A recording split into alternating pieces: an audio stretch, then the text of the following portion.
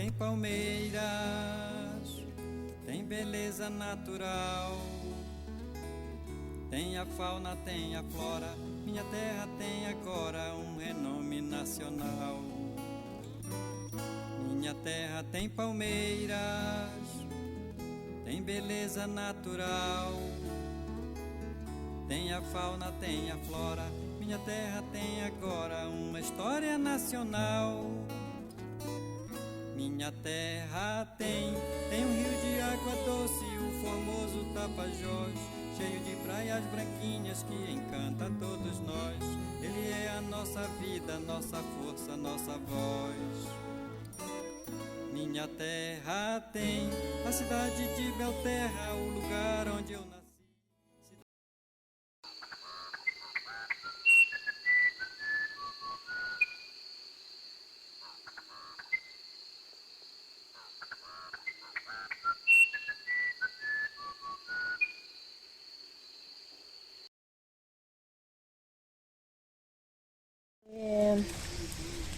Uma das lembranças, né, bem marcante é que a maioria desses soldados da borracha foram pessoas que vieram do Nordeste brasileiro, né?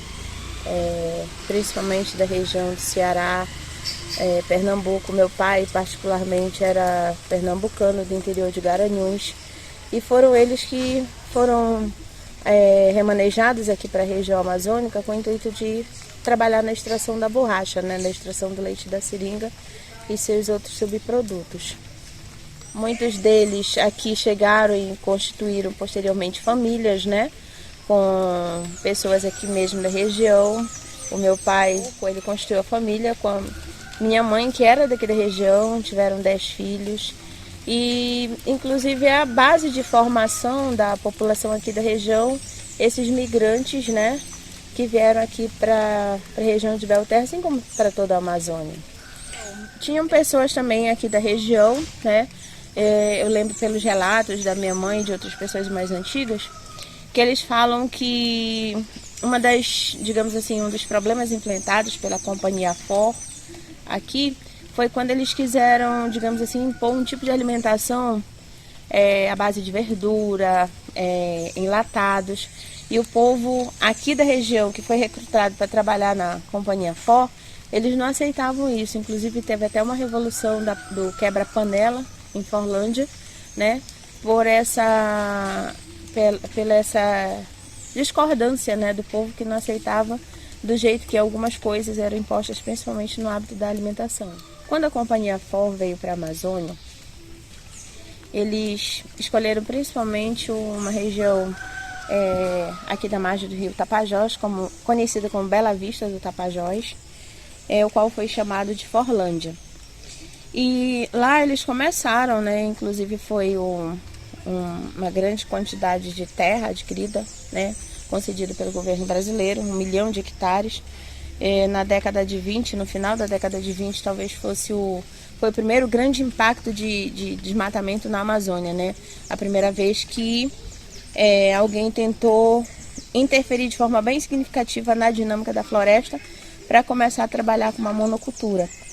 E outra coisa também interessante é que, pelo fato de se desconhecer alguns ciclos específicos aqui da região, quando o primeiro navio da companhia chegou para trazer, né, os primeiros funcionários, os primeiros equipamentos para instalar a estrutura de Forlândia, eles ficaram praticamente 3 meses encalhados na frente de Santarém, porque era o período da vazante. Então, nesse período da vazante, né, o nível das águas aqui da região elas baixam, e também o leito do Tapajós ele fica com um volume menor de água.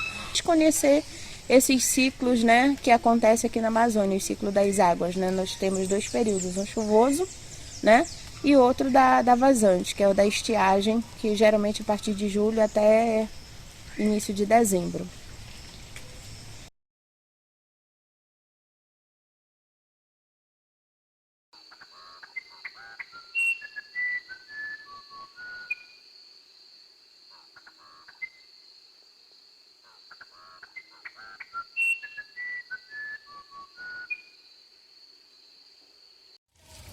Eu sou a Mônica, eu moro em Belterra, no Pará. Essa cidade é conhecida pela história da Companhia Ford, a história dos seringueiros que trabalharam aqui na época da borracha. O projeto Henry Ford foi um projeto que surgiu lá na década de 27, quando a Companhia Ford, que na época era uma grande empresa que estava construindo carros, né, desenvolvendo novos modelos, né, de transporte automotor, e essa empresa então decide fazer a sua própria produção de borracha para a produção dos pneus para esses carros, né, que eles estavam construindo. Então a Ford decide adquirir uma área aqui no Tapajós. Então ele primeiro vai para a Fordlândia, adquire lá uma área e constrói toda uma infraestrutura para produzir as seringueiras, né, para ter o látex. Lá não deu certo, inúmeros problemas, e aí eles decidem então, em 1934, vir para Belterra. E aqui então eles construíram uma cidade, que a gente chama de cidade-empresa, né? Então eles construíram toda uma estrutura, né, de casas, de galpões, né, a sede da companhia, e plantaram muita seringueira. Eles plantaram mais de 3 milhões de pés de seringa. Então você imagina que é uma monocultura gigante. E ficaram aqui, a Companhia Ford ficou aqui até 1945. Quando terminou a guerra, eles foram embora.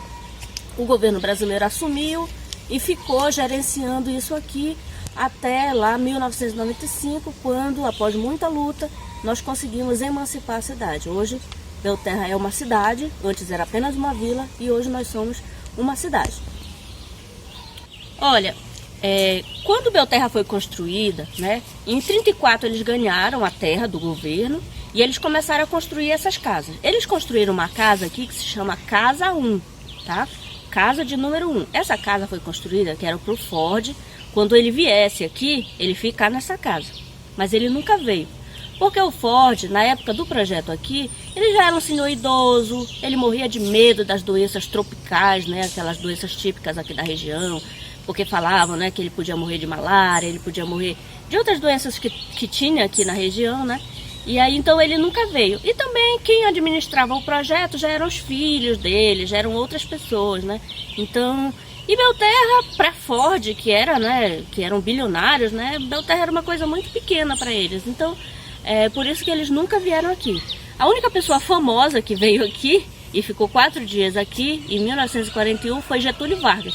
Ele ficou inclusive nessa casa de número 1, que ainda existe aqui, e o Getúlio Vargas ficou 4 dias. Ele era o presidente da República do Brasil naquela época.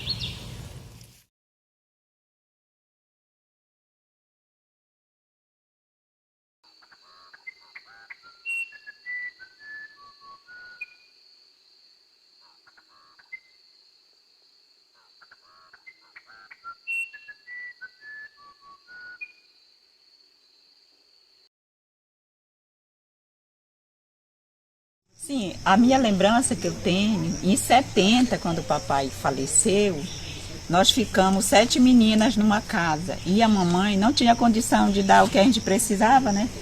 O jeito que tem, que na época lá em Belterra, ele recebeu as madames de lá, recebiam a gente como filha.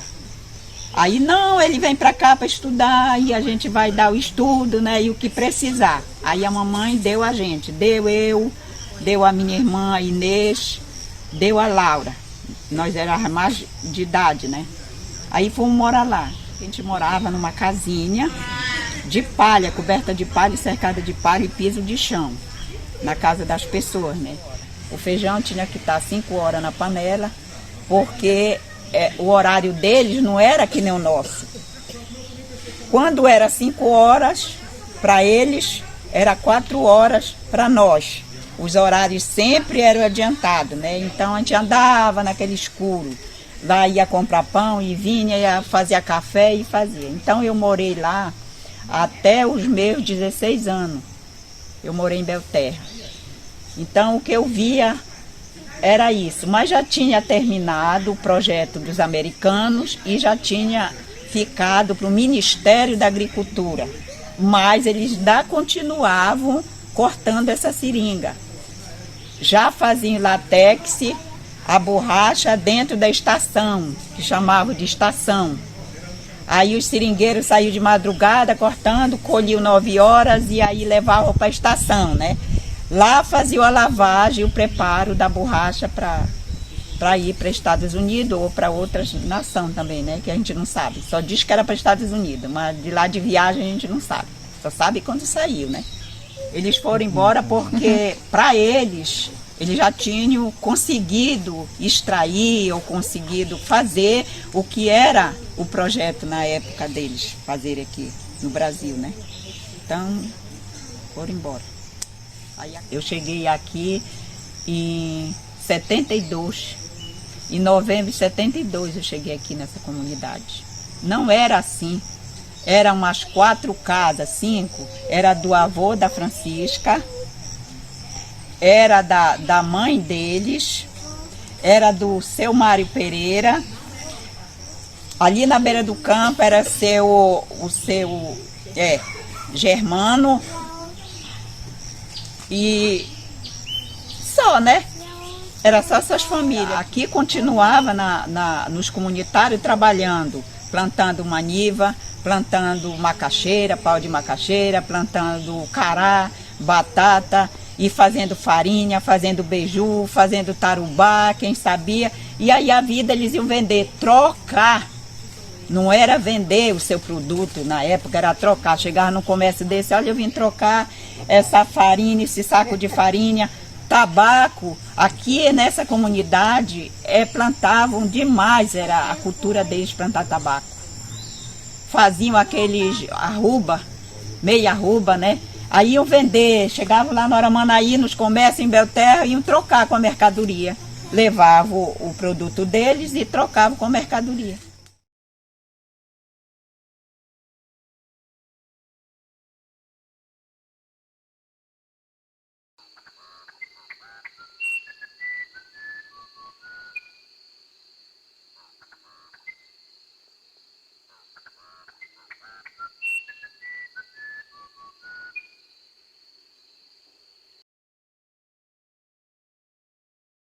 Início dos anos 34, foi a primeira vez, foi o ano que eles chegaram aí na beira do rio, né? Que foi na comunidade que hoje, quando eles desembarcaram, foi no Porto Novo, que foi conhecido pela primeira vez por eles, né? Chamado de Samaúma. Aí depois eles foram vivendo aí, né? Aí colocaram o próprio nome, que é o Porto Novo, que tem lá encostado também a comunidade de Pindobal, que também foi dado por eles, né? Aí moraram lá, foi o ano que eles chegaram, né? Em 34, foi dia 5 de maio de 34. Aí eles, depois que eles ficaram lá, que deram o nome de Samaúma, depois o próprio o Porto Novo, né? Aí eles começaram a fazer casas como para posto de saúde, casa própria para morar, né?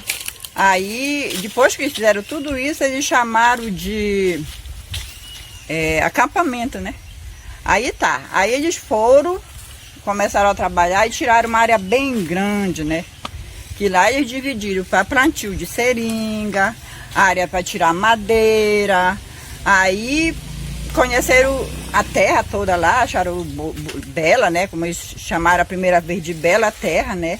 Aí depois que eles foram vivendo lá, eles mudaram para Belterra, que é até hoje, né? Aí lá eles foram montando, principalmente o seringal, né? Que eles dividiram lá as áreas que era para tirar madeira, outras era para fazer o plantio, né?